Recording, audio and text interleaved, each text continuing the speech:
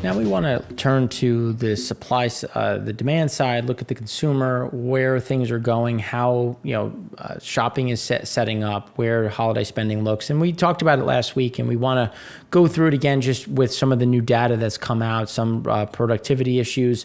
So now one of the interesting things is the Goldman Sachs Global Investment Research looking at the amount of notional trades. So you get an idea of this huge surge of single stock daily notional trades, and it's because of options. So option calls exploded into the end of October, and you get an idea of just how high those calls are, which typically shows a top. Right now we've pulled back. There's a lot of concern about where China sits.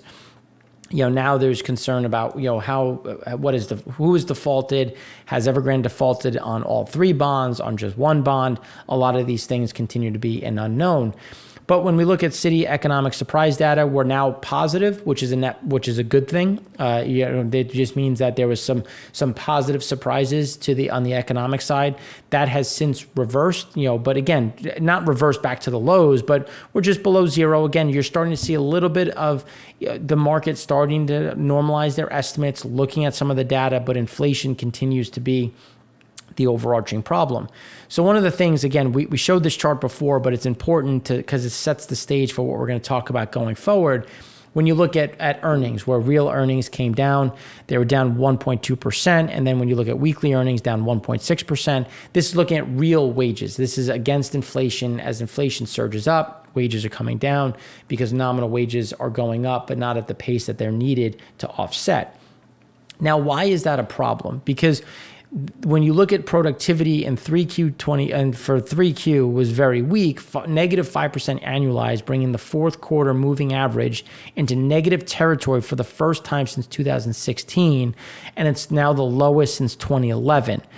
So you're getting a lot of labor productivity issues as output per hour is coming down.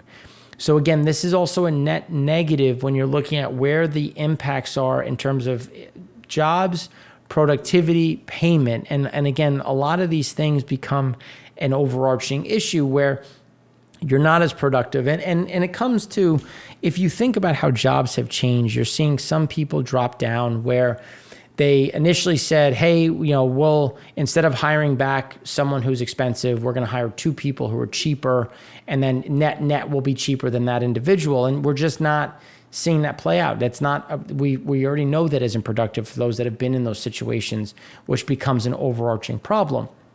Now, when we look at ISM services, you can see that ISM services were good, where the survey was at 62, the actual came in at 66.7. New orders went to the highs based on going back through 2001, but supplier deliveries got worse. Backlog of orders record, at the worst ever. And then when you look at prices paid, surged to new highs. Manufacturers' new orders, excluding transportation, also at highs. So you're seeing prices paid, prices received, all of these pressure points continue to be in the system. And as that system continues to play out, that's where it's just a matter of what will the consumer tolerate, and if their wages are weakening, if their wages are coming down, not keeping up with inflation, and prices paid continues to go up, prices received continues to go up, well, you're going to minimize the amount that they're willing to continue to purchase and at the rate. So that's when you look at the unit labor, the U.S. unit labor cost business sector at 8.3, and then the U.S. labor productivity output per hour is negative. So the cost is going up as the productivity is going down. And again, that's a net negative for what we're trying to accomplish on catching up with the supply chain and solving some of these problems. So then when you look at PMI report on business inventories, back to the lows because you had a bounce on inventory, and now it's being sold back into the market as consumers essentially you're filling back orders. Back orders were there, comes in, goes back out.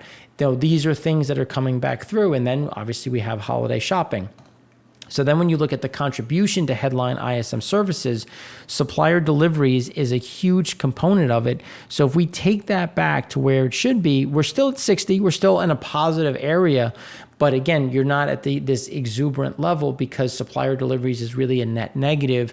And then that leads into higher prices, which then leads into, again, some of that negativity on the inflation side. but you're still seeing this consolidation where when you look at personal consumption on goods coming down, services coming back up, you're going to see that again get closer and closer, and those alligators' arms start to collapse on themselves. But what do we have? So this is just looking at surveys. So how far along are you in your holiday shopping?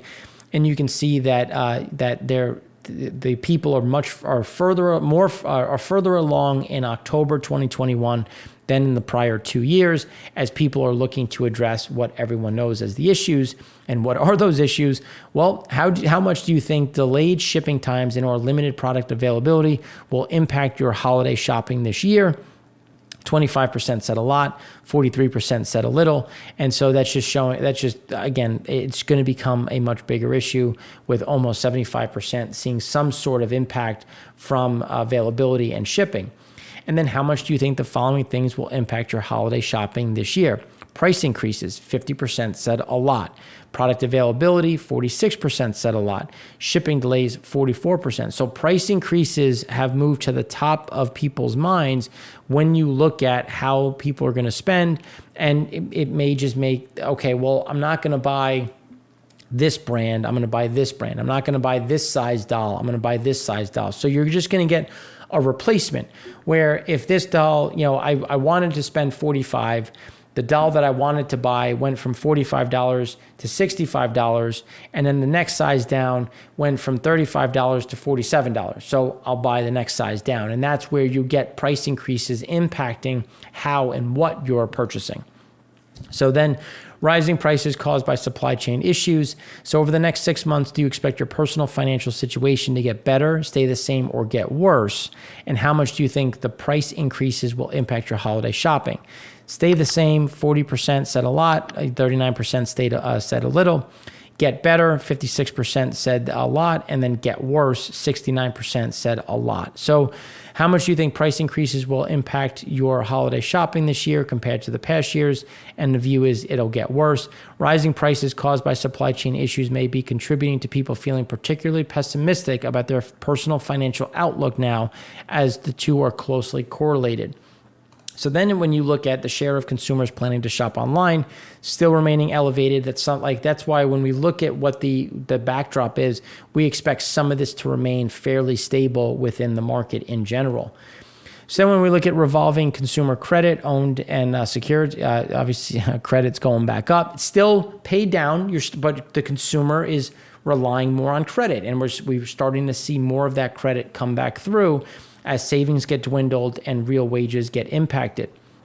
And then roughly 1/5 of adults plan to use buy now, pay later to fund holiday purchases because they'd rather buy it now, lock in the price, versus trying to do it later where they know or they think prices are going to continue to go up.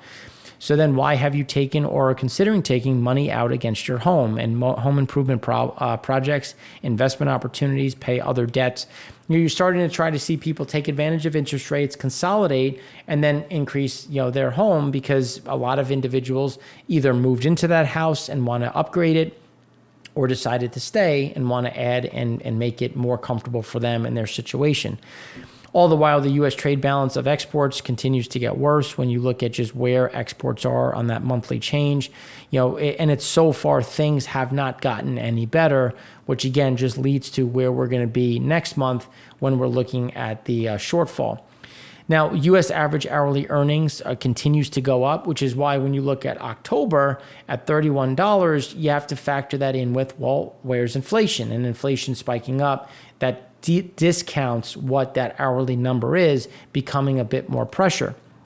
And then the loan transition. So we're still seeing delinquencies fall.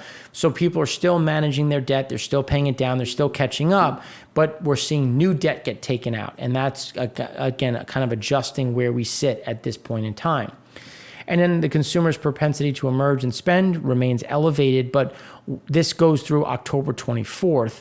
The question is going to be, where do we sit now? Because I expect some of this to start to roll over as people have already made those plans and have already kind of figured out what they're going to do over the next few months. So then when you look at new job postings, things have kind of flatlined, slowed down. That's consistent with what we're seeing with the Small Business Bureau, how things are starting to adjust, starting to see a little bit of an ease, some of these jobs getting filled. And then, same store sales still remain elevated when you look at the Johnson REDBOOK. So we're still seeing people buy. That's not a question. The question is going to be over the next couple of months, how much of this was pulled forward? Where's the fiscal drag? And how is that going to play out?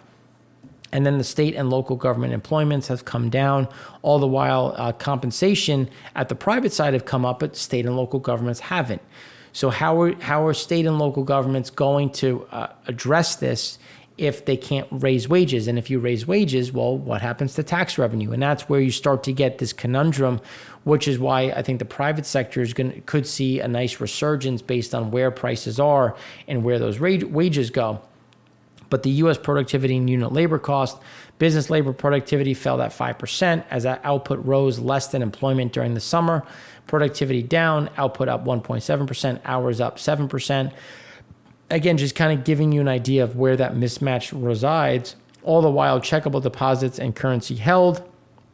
It's all held at really a large part of it is at the top 10%. As you look at the top 1%, sitting there in terms of where it is at the top of the stack, and then when you look at the next 9%, gives you an idea of that top 10% and just how much it is in terms of what it owns on the on that side of the equation. And then the demographic shifts and higher unemployment account for about half of the recent fall in labor because you have people aging, elevated unemployment as people age out, taking a retirement. That's where you're starting to see some of those impacts as we've talked about. And then when you look at the U.S. goods and services trade balance, going through a floor, services starting to flatline, we expect that to remain elevated while goods balances we think continues to get worse.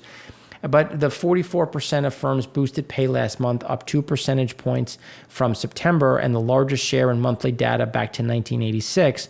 A record 32% of small business owners said they plan on raising compensation the next 3 months, but yet it still doesn't offset inflation, which is the underlying problem when we look at spending going forward.